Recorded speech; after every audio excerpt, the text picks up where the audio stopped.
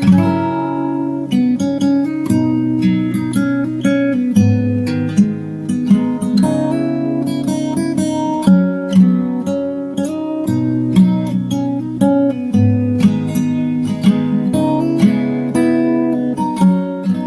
thenom pa zirtir tu pa zun bung somruk pangana chia chun zomang IB a chun kan thian ho chon kan oma sarjona chuka hlat zela ka ti tau khum chak ve hrim hrima kabula chuna ron tol le shat shat thina ka tol son zela ma pui le ruati chun in thut nai hle a an kutin von sakton chuan an ti mel mela u fara chun para chuna thim songa play le to a bizati zai pui vak vaka IB omna la hi a fal ve dewa wangin thom beng cheng dewa po midang ven thona ngai lem lo boka kan zai pui dual duala sarjona chon min sik le seu thina kaila chon ka ngai sak du lo tlata mi om laya min han thlem vel chu zak ve deuh bok si a ngong chu a tuai le zeu thina ka wa hoi phaya zoi se phian lokal te a te le sup thina pe bok lo tin kan ner khum saka para chon a lo hre phani kha ninom nang ni pani hi engin phun sep sep renga in du le khi ta dam doin ko tar chaka hanin bero feel ta cheu tina zai zui ngala ma pu chuan kan chang tunu chu alati tawelo a ronti umami chu lo nui ve sen sena urela le ufela chuan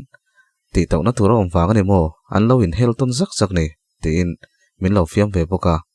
sarjona chuna soi topa a kha vuani thu soi kha a ron hrefuwa a boi thla kania kai tlangwala zonga nula ina leng lo ber hi min ring thela lo mole min ka leng chuak ngai lo lutuk hi min fak zoka tin anuya a oi om lo ve ka thian te hena zep tur ti ngai khopin eleng chuak tamani lo ni tin ka ti tau khum zela sarjona chuan kha khania soila chu e thiam lo chantir ka ni le ngal don ente aizol me pui khi ti za ta khian nang aya du ka nei lova chuti laikara zo nuam in zan hi thum vel le khwa hian nang ai du ka nei ring em ni ati zoi deuh supa midang chuan romantic thak ma se nars thar te zuna chuan kan wai deuh lo mo an ron ti le a sarjona chu ka mel rum lutuk sarjona chuan aninom a tak tak emo ti zel ania local te pi vungi dora chu kalang tin min kai dor dora ka kal pe lo tin ka tang dewa para chuan kal mai te khatiang ni ne tang chung khan ka kal du lo e ke ba le te chu lo mai te khatiang ai than chuan in hapa pon huk che sei tal chat ei lawang tin min lo hau zui bor bor roti chuan in nom lal par moi I trop tin lo khaka sarjona chuan chuang ro tin pai ka chuan min chuan ti ratuma midang in min ron mu thei to lo boka apa ve to lutuk ka chuang pe lo ken ka lo kal mayang ka ti tlata ani kai po ken ka kal mayang ma se alharo pisia kan rei lutukang atilea o I baikin kala kala umang che ka tia local te ti le min pom chu rual ngala kal ro ka pe lo nia tin ka tanga min zo ro pisi bai ka chon min thutira aron chuang ve ngala kut ka kuang ko lui tlata min ko ro ka tlan chak dor nia ti pa chon ka kut churon von atuma a kut chu ka the son sak wata hoi ham ani in vuanang che tin bike chu tinunga ka kun deuh chara bike nung chu ka vuana sarjona churon hoile tin kalango ti taw to lola tin an nui suka api vungi dor lam chu kan pana alung le thlak te ro henglai exer kan lak tun thin lai te kha tin a soya kan hun kal to chu mi thla ron thar wai waya ka mi tu ya nam triama sarjona chu zoi muang chon ka kwa ka kut chu lo vuan pata ron hoile chewin ka mangai che ati zoi sepa hoile to kan tluang ti pa chuan malam hoi tur chuan na lo te chon ka nam sewa nget teu chuan ka kwa keipun ka mangai lutuk che ka ti zoi sepa te chuan in thalhel ton tak chuan kan ti mel mela api vungi dor chu kan thlenga ani chu lo in khara tum meka min mu chia chu oho enge om zia wante iron honi mo ti in alo hlim lutuk keipo chu ka chuka kanin kwa api chuan inom lova kom tur po ka nei lo tin min hril ngal bor bora sarjona chuan te reuh te om chuan kapi po min ngai sak to lo hle mai tin lo fiam ve chuka api chuan o nang te chu zantina ka in leng om chuni nia tina changa sarjona chuan pi kha han hril fiate itunu kha nula rima nula ina leng thin angin min ngai thlata ti in nui sen chuan api vungi chu zota api chuan a khai le na man po nei lo ruatin en khan ku van khelo le keimin ron puya a thian te pani hian an sompon ani hi zong a chuak du meu lo ti in min mel chung chuna soi siam siama sarjona chuan ti khani chiang toem ti in a in ti thei lutuk pi coffee omem a ti zom hal zata a pi chuan ala umang kha in ro lo in thlit mai ro a ti a dor kong ka chu hong thale a ke chuan a pi in hong du su naktuk lama kan ron leng thale zo kang ka ti a chu ti mo ka ngai te mai chewania khoi ange nowi ron kal ve lo em ni tin min zota ron kale anu pui ten ron riak ro sen titlata nowi po riak chak choka kan wada ta ni kha tin ka changa api vungi chuan in ar inu pui min pek po khan no nei to a ama po kha thau le to lutuk ano te pon lian to a kan tal donia choron ayang cheu I chau main voi khatal chuin ron ai nge nge yangai ti pa chuan dor kong ka chu khar thale mol mola nia karon ayang pi hai ukil kan ron hruaya ai bia thlengsia kan han chho le watange katia in school chungchang thil vela ni moin ron kal han chho ro naktu ka chon ron le nge nge yang che atia ai bilam pan chon kan chho le ngala para ho chon an lo ti tia an lo nui war wara kil khata chon urela le ufela chuin thlashung deuh chon an lo nui ve suk suka para chon fiam taka nei boxia an ni po chon para chon hrechianga an fiam let ve zuk zuk boka ma se an nial ne ngang silawa ti chon rei fe chu kan om le a sar chon a chon naktuk lama ti tur poi mo tak tak kan nei sia trin sai kan rel don em ni ati rol chon para chon in la captain tlangwa senior leader ultra mal som tong trai min trin pui te khai tum ngo tange tina fiam zuya lalpar moi I che zot zot lutuk tin ka lo khaka para chon abial nu che ve te in a lo chan ve le nge hui ham kara mel ma chon sang lo ngotang tin a nui hak khaka sang ve mana sar zona ron om tir kha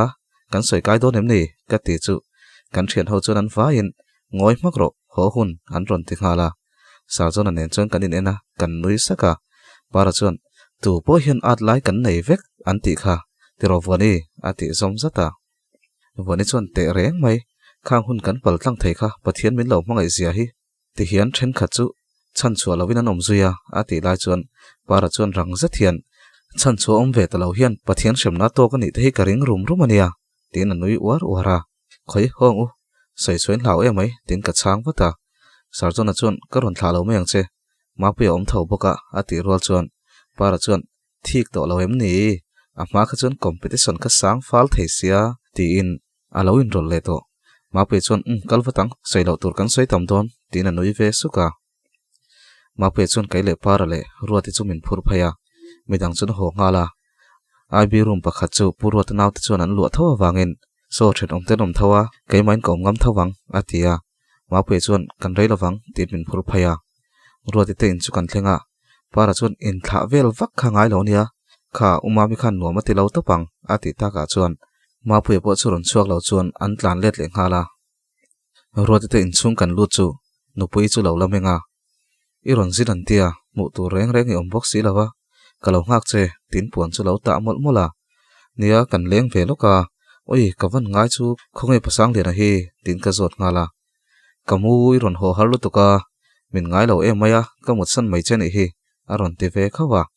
a oi om lo e mai nang ma ni khamin ngai lo tin ka chang ve ngala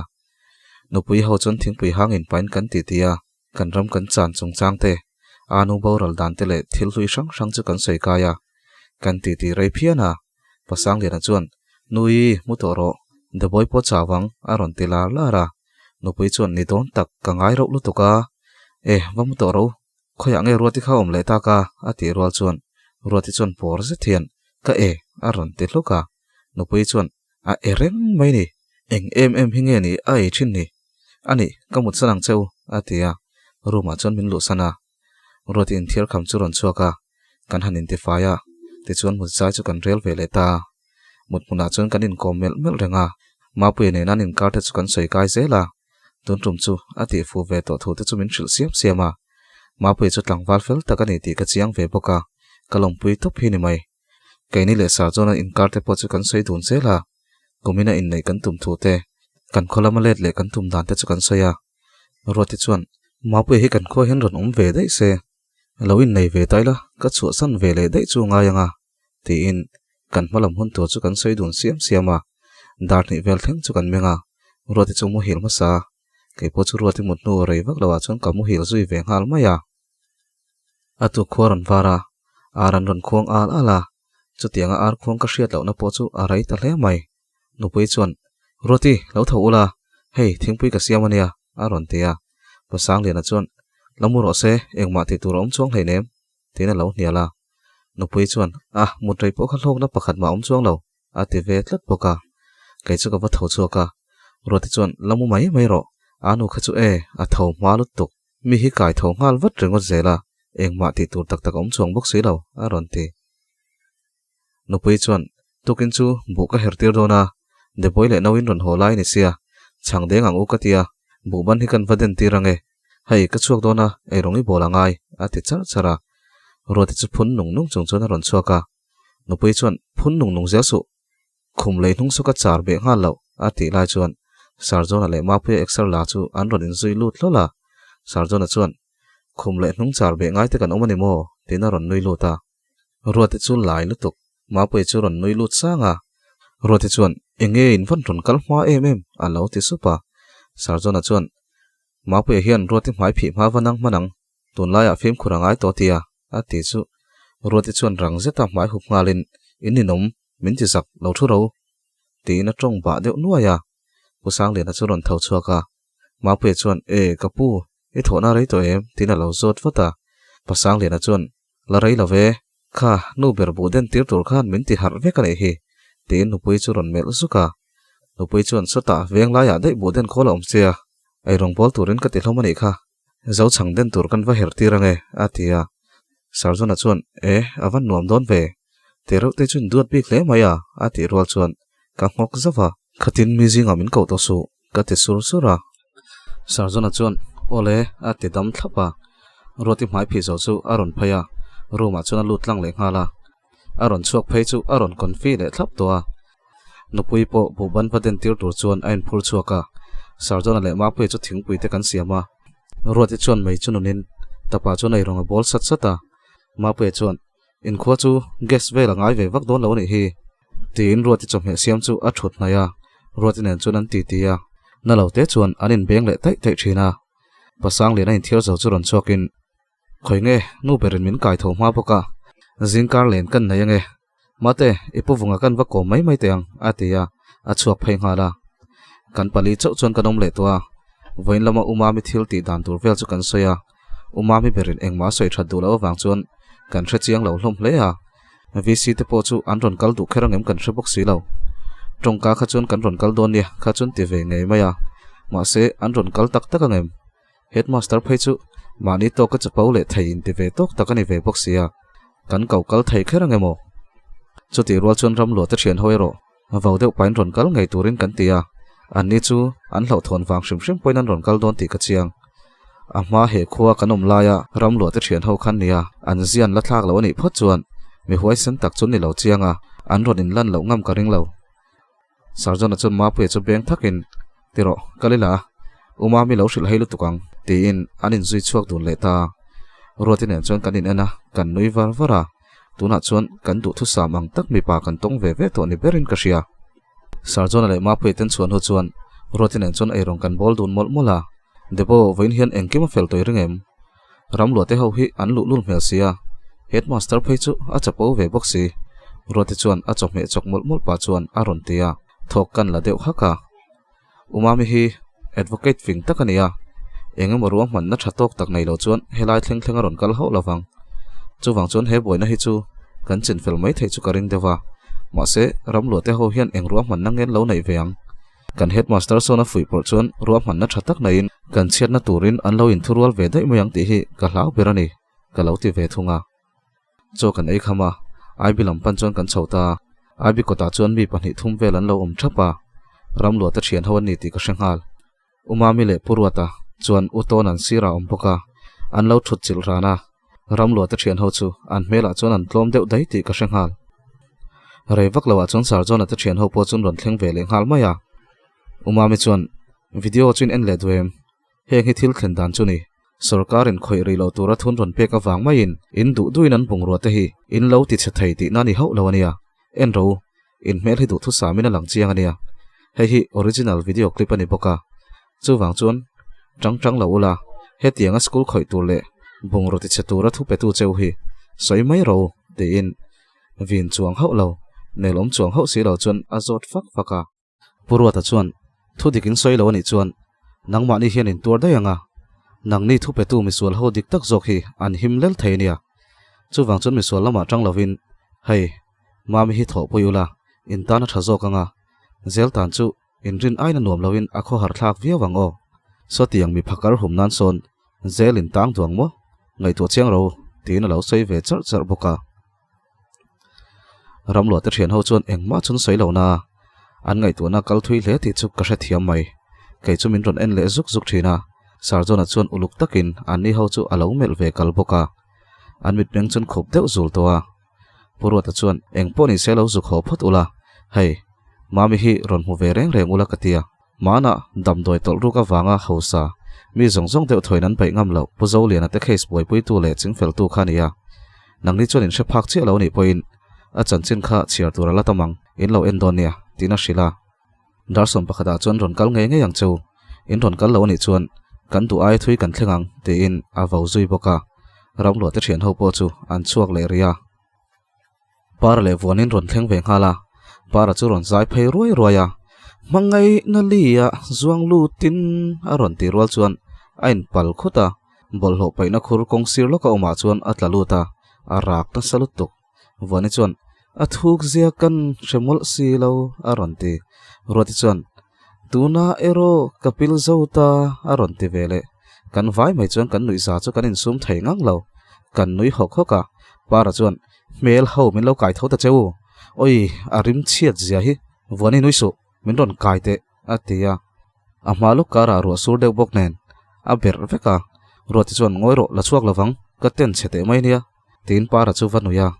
sarjona le ma phe chun ron chuaka engein aw chiama tinan ron phok lutuk para chuan enge ti hun lo min ron la chuak ro a ron ti hlak laka ani po chun ron nui vele ngala para chuan nui su mi te nom ho a ron ti hlak laka wani chuan tuna chuan kaini ai ni te nom zo bol lo chu abo mai om tu reng ani ti in anuya para chuan vuan chia min phat sana mo ruati nang khan min lo nui su pu vunga te tui chepai na kara sei lian ani kha min ron la chuak mai ro a ti hlak laka ruati chuan oi I trom kam la hi ana thei si mi pai ni lo mi ron lon chho ve mai ta che avate chu mi pa le pa lo lamani lo anala ni hi mole tina thin rim to lo tuk sarjona chuan o ti khan chinula cho yang u a ti chu para chuan alla na lu tuk ka ho mak don a ron ti kai chuan lui pain I ho thei lo ti khan lo om mai mai ro a thuk zia chui she toem ka tia min ron en hoin oi depo nang chui fel kha in nawi mel tha oi ai zol ngai nu min ron la chuak te I bula ding vuani kha chu ain noi dum rual lo ni kha CI powder mang niang a ron ti zat sada kan thian thum chuan kan pot chuaka a rim che em mai le hala para chuan in nar kha hup lo mai teu in rim ori ang vela ni hi in bula ka lo tuar chel thin zia kha hre top ro maps khoi I thom no ka lo hak mai lo chuan ka vain bol ngal don kan ning lut tuk zin kara tanga hring nun ber le bala man hi kei mi thiang hlim para hian kain me hlol lo a ti chu oi I soi nem man lutuk a buin chuaro kan lo tia ani po chu nui suka bathroom lam chu pan ngala para po chu intifai zawa purwa ta te utona te honen chon pona an choi chu kan lo ngaka kan lo ti mai maya ani po chon ai khama anin siama darsom pakhata ri don nai wang chuan VC house lam pan chon kan chuk dam dama umami chu en chai smartin aza om khop mai kara tanga ron chuak chu an lo en du khop maya ramlo te thian hole VCP baka putluanga chun lo oma VC member panin lo om ve boka purwa ta chon in mel shiat na nei tirin umami te le VCP te chon in chebaya en reng po chuan putluanga chuan umami chu a hlo mel lutuk umami chu hoi kola khoya nge kan headmaster chu tin ami te len kol roya VCP chuan kalaron kalman lo class kala dona darsom pakhat le chan ve vela karon kalman chawang atia aron tia umami chuan tuna ron kal ngal ro se ramlo wa kauteu aron kal lo chuan adu ain thila kal thuyang o chu chuin lo hril don nia atia VCP chuan class an lo boi ve sia ati rol chuan umami chuan sota advocate pakhatin non bailable warrant ne na hak chewati ula class a lak lo kha poi mo to lo aron kal lo ni chuan ama man tura police ron tir hal turin SP ka biani ti va hril ro ati zoi sapa kai chuan zoi te hian umam aron kal du lo fei chuan engtin nge niang engmai nam hnoi nge ni ti proof na kan la nei silawa tunai soyang case te kha I file thei don em ni ka fa te sur sura lo ngoi ro ati muka sarjon ate po chon umami thu sei tur chon lo ngai chang thapa umami chon zoi te hian an hlau thong don shrim shrim chu wang chuan aron kalmayang lo boi su tin an nui saka rai fe kan han hu chuan headmaster chu ron thlenga tunge monia in hriata chu tianga kan na thok lai du do min ron kaukal tum tu chu ti na thin rim lutuk lo lut phot ro tin umami chuan no vak lo chona lo changa ka man rei ho lo ania tin headmaster chuan a chang let ve faka VC house a chuan kan luta boruak chu rit khop mai VCP putluang ale headmaster te chu table le lama chuan an thua sarjon ale umami chu table le lama chuan an thu ve boka kaini po chutlar hnunga chuan kan va thu ve ngala ramlo te thian ho chu po na chuan an om maya umami chu ron ting chuaka a briefcase atang chuan le khawar pakhat ron phor chuaka VCP voina kanin mu chan hi in thewanga Jona school sakchung changa hian dot manga stay order in ron lak chu tir hi bum na ni ti kan fin fia toni aron ti chanta headmaster chu ron khu khara tungei ni chu ka hrelawa ma se tue motak dan lam hremi chu ni nge yanga a viau tura min ron ngayam ni chung I thil sei zong zong chu fin fia nei neim ni Jona hian phalna nei lovin so school so asalom alo te ve khawa anui de varvara ka ngei lutuk chon vom chor mai ka du ala nui de varvar zui ka ngei lutuk chon vom chor mai chu ka duwa para chon oi chiat zia so a mel te so vom thlora ang alo te ve le supa beng cheng lo tur chon ma pe chon min lo ti vata umami po chu anui lui ve de saka kapu headmaster chu lo mi hriat chol chu putluang a hian Jona hne na hian ram hi hral nge ya chu thil chu oral agreement ani chu mai la ni lo putluang a hian office in sakzo hnuwa khan o ala ni mai lo an saklai nge in mole afa te tan uniform aron la chuak ngei boka kha acceptance by conduct ania dan ma chon arama hral nge ni ti fin fiana lian berani fia fek fok chona tia sarjon khaminia uniform in pek chu ho kha idai ria khani chin chia tiro atia sarjon a chuan chin chia e chu mai ba ka uniform kan pek chu ama sak ber ten nia thlapo kan la ho nge lom tina lo chang ve boka putluang chu a hoi kwal zak zaka headmaster chu ameng kun lapa ma se rei lo te aron in siam rem le ngal vatin o zangwa zamna nei lo mel takhian ha kha khan engma ti chiang lo aron tia umami chu nui sakin ti chiang te reng mai irama I phalna lovin in ron saringot se I en puin an thil ti lai chu dang mai lovin an chote ei pui don ti naim ni an ina chon iwa om ve tur thu te I fa te da ve tur thu te I soi zo kang mo a teu lo ti top turin thui pe ngal nge yang ma se putluang a hian office an saklai khan ti top turin a ti mi lawa an school uniform te la chuak ve hial zo kani a chan chu tongka engkim an lo in rem to wangani tin putluang a chu mela putluang a chon hnuai lama bi ngal da ya umami chon VCP po chu en lein purwa ta tele VCP te po khan churam chu en fiam sa vekin atir lampang phai chuan a sakna po in thok khau hial ani lom ni tlai khon huwa he tiang hen in tileya chu tiang thil ti tur ti tu chu headmaster nang mai ni ti in umami chon headmaster chu kok ta sal sal mai headmaster chon evidence eng mai nei lo aron tile ngota ma se amit menga chon a zam to ti hriat tak zet umami chon nui sak pa hian naye sarkar akhan khotlang ramani tin do ti reporta fabrication of records ani kapu headmaster I na hi I hmangai nei chuan tuna hian thu dik seiro IPC section 166 noya sarkar na thok lain dan I pal zut wanga hremna hi I du don em ni I pension thleng ni chan vek don ania atile takhawa ramlo te thian ho kha ron lu teu tina kau luta in thil khoi chela hi kan the lu don nge thu dikin soi don ati chang faka ramlo te thian ho chuan headmaster chun en zuk zuka ma phe chon chung zong zong chu lo record reng boka anin pon na chu evidence atan an ti ni umami chuan le sei ro le tuin nge thu pe cheu atia an ngoi renga sei ro ti pa chon do kan chu beng ri thuaya ramlo chon in thlasung deuh hian khotlang ta na thatur kan ngai tu awang chu ani khotlang ramani mo kan lo tia tin doi dui chuan a changa ramlo dot sei su ka soi to kha an ni chu evidence that tok lo wangin an him mai thei ma se nang ni chu eng ti ka mai him don lo in thil ti la hi video nen kan nei ve kania he thil ti tura thu pe tu cheu hi soi mai ro atia sena chuan o kasayang tin headmaster chu enzuka headmaster in ti tura ti dan song song baka skula thok ve madam huakite hawin sarjona hi tual tha thu boi nei to ni wangin kan khuwa he tiang thila ron tile hi min za lo na nin tia chuan poisa min pe boka sa thei lo tur le he khuwa tanga chuak chak rum khopa kan siam thei ni chuan kan ruina tur min pek zel zirtir tu ho khan anin tia mani aron ti ta khau mai le headmaster chuan do ta nei chu fin fia na in neem aron tia bro sa chuan hei min ron ji pe na ni hi school kan ti chiat ni khan poisa he ti za thi min pe a anu le zel chu a khesin min pe thin cement te khiti chevek turin min ti boka tina ron sei ve le ngala headmaster chuan in vai hian in thurual ani tina thin rim lutuk putluanga le VCP chu enin thudik chu sei ta cheu enga ngen ngoi renga tina vin tan ta na VCP chuan atok toy ti hian boina hi top se anni po andu dan chon kal se school chu din ve nge sela helaya kanin elna borok chu top sela zirna lama inin el to zo kang chumale sar nang potlo mairo tina lo in rol ve boka umami chu nui saka barosa phone ji pe record chu han en wangwanga kapu headmaster he thil hi fin fiana atling tok loila tiam ni I account na tang ngain poisa hi chuaka chu mini le school dar thalang in ti chiat ni te office in soi sak ni te ain mil khlapani fin fiana dangila du chewem ati ta char chara headmaster chu thi prom chuna ron menga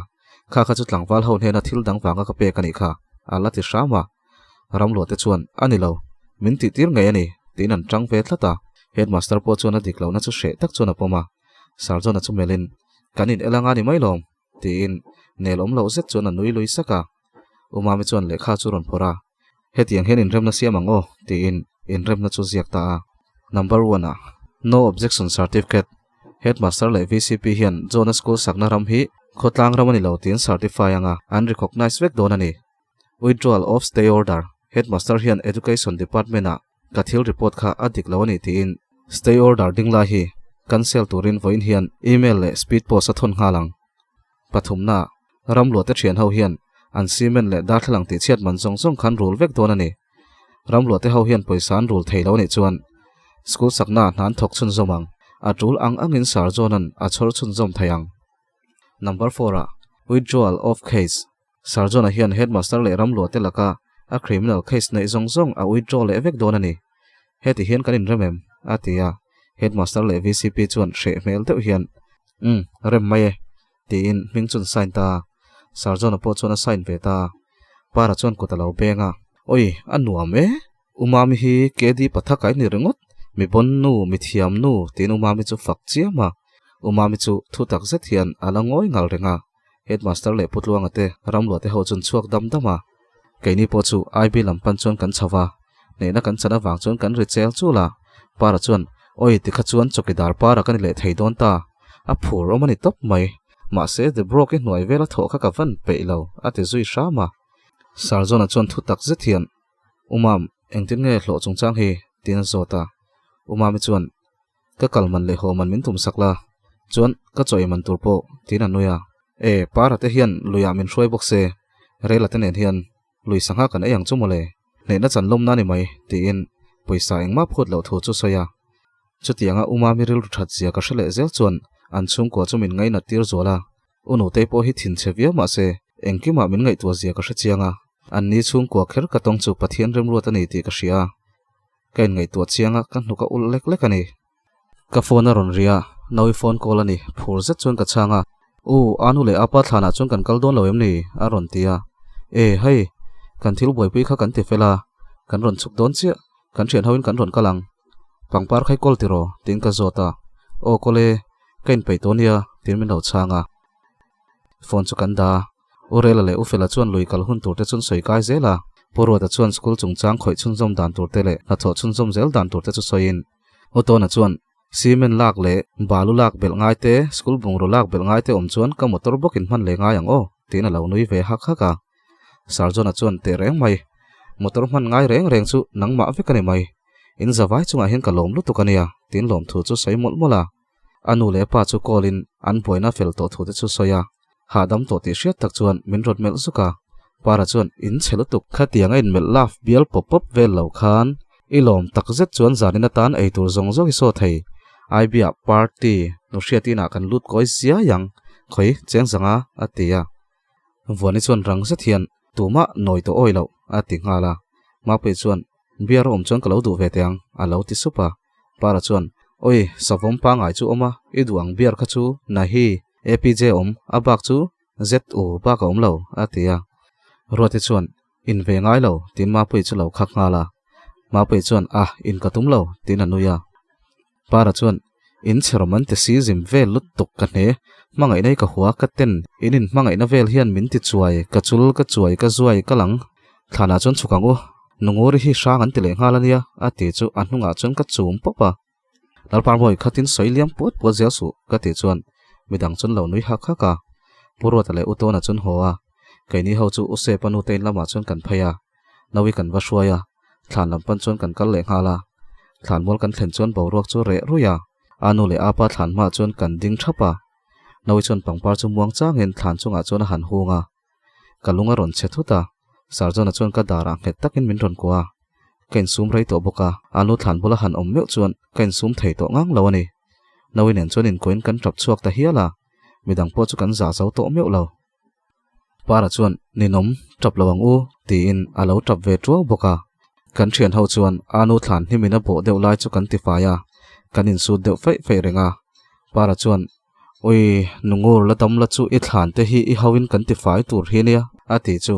anhunga chuan voni chuan a beng popa lalpar moi kan ning lut tuk tin an nui suka para chuan a sei sual tin hre chuak I pasal thlan ka ti na atia kai po chu kan nui ve supa para chuan oi aninom kan mut nge ngoi hi nui mot ionangu hetiang reng chuan kan down chuk chho nuai don atia anu dam lai min ho dan thin te sarjona mu lai min kwa zar dan te chu kan soi kaya lungleng tak chung chuan kan nui ho le dar thina anu chuan wana tang chuan nui var hian min ron thlir ve reng nin ka ria para chuan kar to pain ho don chuan naktuk tlaya luya chuan kalila zana kan cheanga chuan atukin relax zuayanga tlailama chuan changden le engemoni extra angkha kan tianga chuan atuka ha dam doin tho thei dona atia midang po chuan an pom ve mai boka orela chuan para hi sangai ti triang ron kal ve lo mai ro a ron ti chuan oi lui telal nu sanga te ei zo tu kan hi luya chuan e ngate ang zar tui ka thiam je shelo ni kha sangha the tu ya hian ka chaw thak the tinin soi the nga zat zata raimoi tok than lama kan omnu chuan kan ho chhole taria uma kimi chuan sarjona churon bia voin lam thil thleng kha ti char tur te po kha ka shilfia towa tuna chuan an rem ti le vek to e se son thara hon tran turangin ka soyania tina ron shila ole lo shil ro school chu kan hong ngei do ne chuan an lo chungchang po kan in rem siam na ang kha niang tin phone chu da ma se school hon ma khan ti tur poimo tak kan la nei phota ti in min ron mel ral chung chuan anui sanga ka lai lek lek ani nia kanin nei nge yangai to miawani kan thu tiam du nang khan eng poni se December ma chu lawin khol char ka ngai don ani khochung lampan chuan kanin zui chho nak naka ole khati zung khani le silangai thatu zong te chunga kaloma min lo like ka min lo comments ka hype min lo ti sakle theu turin ka som cheuni chuanin ron riku le kan tum chho thananga khua hi ron dur le nguaya thilo tur angai la karena thachun ka ron riku le tong u riku wa kani le to doni chuanin le khabu kha chain la om lo em ni report avan claim ve comment lama te khan kalai to te kharon tiula dot se oilo dot se tana pol alai lo se tana pol tataka alai lo po khanin han zuar kwal ve teu han ser kwal ve teu chuanin engponi se inning to takin thon thu hian soi taila akwal koinin omma ma to in tm ti kha comment lama hian lo soi ula thon thu thar pakhat hian min pe